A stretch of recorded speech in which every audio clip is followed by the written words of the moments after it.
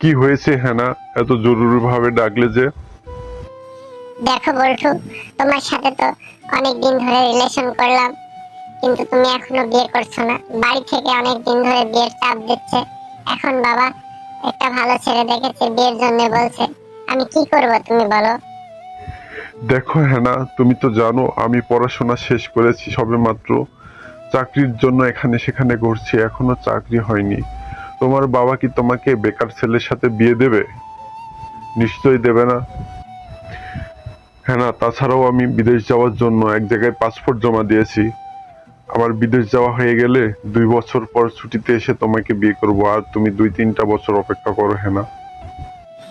ঠিক আছে, তুমি যত তাড়াতাড়ি সম্ভব বল্টু তাড়াতাড়ি বিদেশ যাও, আর 2 বছর পর ছুটিতে এসে আমাকে বিয়ে করে নাও।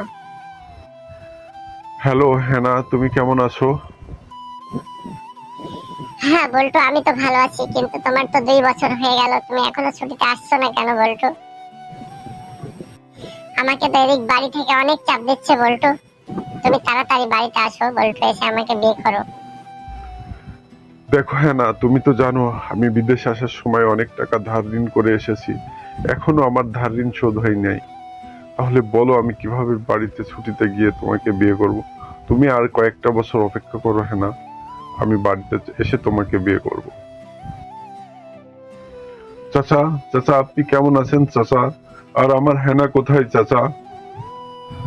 বাবা, আমি তো হেনার বিয়ে দিয়ে দিয়েছি আরো 1 বছর আগে। তুমি তো ছুটিতে আসবা আসবা করে আসো না। হেনারও এদিকে বয়স বেড়ে যাচ্ছিল, তাছাড়াও গ্রামের লোক খারাপ খারাপ কথা বলতেছিল, যার কারণে আমি বাধ্য হয়ে আরো 1 বছর আগে হেনার বিয়ে দিয়ে দিয়েছি বাবা। তুমি কিছু মনে করো না বাবা, তুমি একটা ভালো মেয়ে দেখে বিয়ে করে নাও বাবা। না চাচা, না, কখনো হতে পারে না এটা। চাচা, আপনি হেনার বিয়ে দিতে পারেন না চাচা। হেনা শুধু আমার চাচা।